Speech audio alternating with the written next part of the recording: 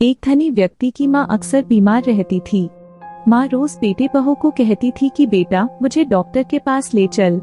बेटा भी रोज पत्नी को कह देता, माँ को ले जाना, मैं अनुस्वार तो फैक्ट्री के काम में व्यस्त रहता हूँ, क्या तुम माँ का चेकअप नहीं करा सकती हो? पत्नी भी लापरवाही से उत्तर दे देती, पिछले साल गई तो थी, डॉक्टर ने कोई ऑपरेशन का कहा है, जब तकलीफ होगी ले जाना, और वह अपने काम में लग जाती।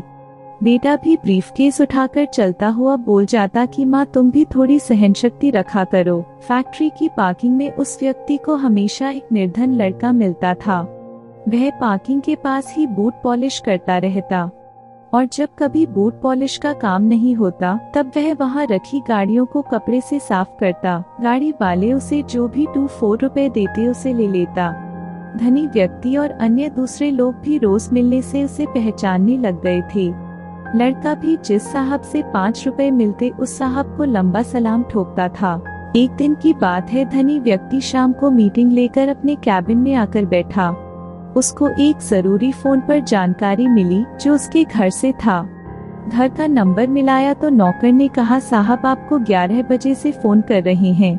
माताजी की तबीयत बहुत खराब हो गई थी, इसलिए बहादुर और रामू दोनों नौकर उन्हें सरकारी अस्पताल ले गए हैं। धनी व्यक्ति फोन पर दहाड़ा, क्या मेम साहब घर पर नहीं है? वह डर कर बोला, वे तो सुबह 10 बजे ही आपके जाने के बाद चली गयी। साहब घर पर कोई नहीं था और हमें कुछ समझ में नहीं आया।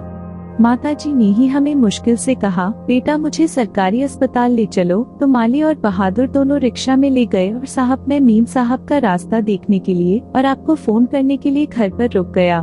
धनी व्यक्ति ने गुस्से एवं भारीपन से फोन रखा और लगभग दौड़ते हुए गाड़ी निकालकर तेज गति से सरकारी अस्पताल की ओर निकल पड़ा। जैसे ही रिसेप्शन की ओर बढ़ा, उसने सोचा कि यहीं से जानकारी ले लेता हूँ।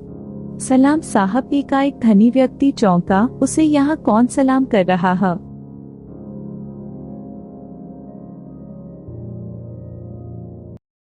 अरे तुम वही गरीब लड़के हो। और उसका हाथ पकड़े उसकी बूढ़ी माँ थी।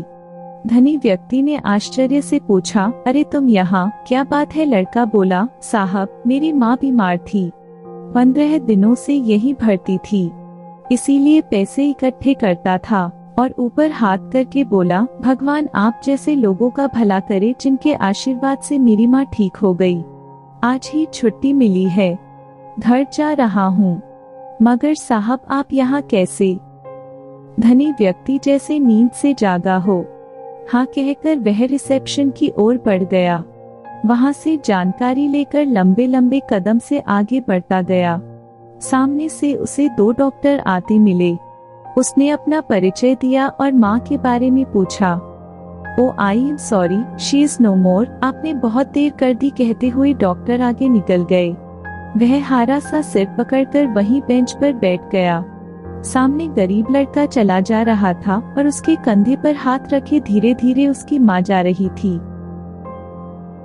दोस्तों, इस कहानी से क्या सीख मिली हमें कमेंट में बताएं।